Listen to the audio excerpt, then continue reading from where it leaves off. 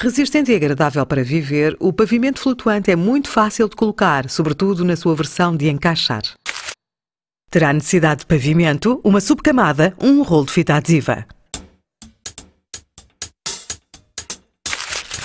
Equipe-se de um lápis, uma fita métrica, um esquadro, cunhas, um ferro em S, um bloco de proteção, um martelo, um serrote, uma serra de recortes, um berbequim, uma pistola de cola silicone, uma caixa de esquadria com serrote angular. Preveja joalheiras. Para um melhor efeito visual e limitar o efeito da dilatação, é aconselhável colocar as réguas paralelamente ao maior comprimento da divisão. Mas também pode colocá-las no sentido da luz projetada pelas janelas. Se o estado das suas paredes o permitirem, retire previamente os rodapés. Pode manter o seu anterior revestimento de solo se ele estiver são e bem plano. O seu pavimento poderá então ser aplicado sobre tijoleira ou um revestimento de chão em PVC. Sobre a alcatifa é preciso consultar as recomendações do fabricante. Se desejar retirar o anterior revestimento do solo, descole-o e assegure-se de que o suporte está limpo. Se não, remova-lhe a poeira e lave-o com lexívia. Se subsistir um resto de cola, utilize um decapante para cola.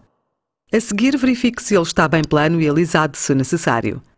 Por fim, verifique se o suporte está bem seco. Armazene as caixas de réguas na sua divisão 24 horas antes da colocação no solo e bem na horizontal para que a taxa de higrometria do pavimento se harmonize com o da divisão. Retire as portas para trabalhar sem obstáculos e corte as ombreiras. Coloque uma régua ao contrário e corte, apoiando-se na régua. A seguir, retire a peça cortada.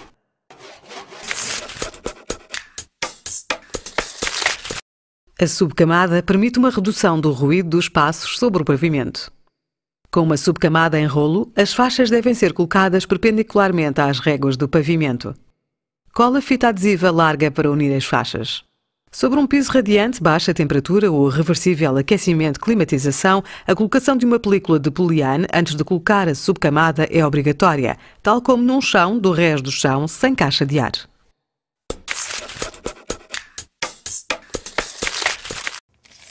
Coloque as suas réguas a seguir ao longo da parede sem as fixar. Por razões de estabilidade, a última régua da fila deve medir pelo menos 40 cm de comprimento. Se não obtiver este resultado, corte a primeira régua, lado da lingueta, a fim de deslocar toda a fila. Se tiver os 40 cm, corte apenas a lingueta da primeira régua.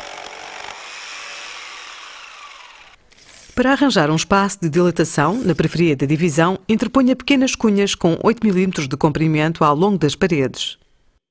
A seguir, alinhe a primeira régua, lado lingueta, lado parede. A lingueta desta primeira fila será cortada para o espaço de dilatação. Insira a lingueta da lenha seguinte na ranhura do topo da primeira num ângulo de 30 graus. Desça suavemente a régua para a encaixar. Prossiga assim com as seguintes, sem esquecer as cunhas de dilatação ao longo da parede. No final da fila, para marcar a linha de corte, alinhe a última régua contra a anterior, mas lingueta contra lingueta. Com o esquadro, marque e trace a linha de corte no eixo do topo da régua anterior. Serre e coloque como anteriormente.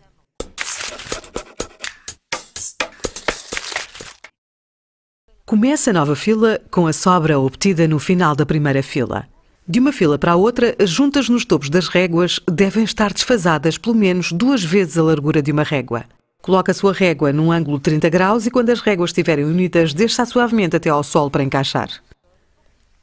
A régua seguinte é encaixada numa primeira fila, mas não está unida topo a topo à que acaba de ser colocada.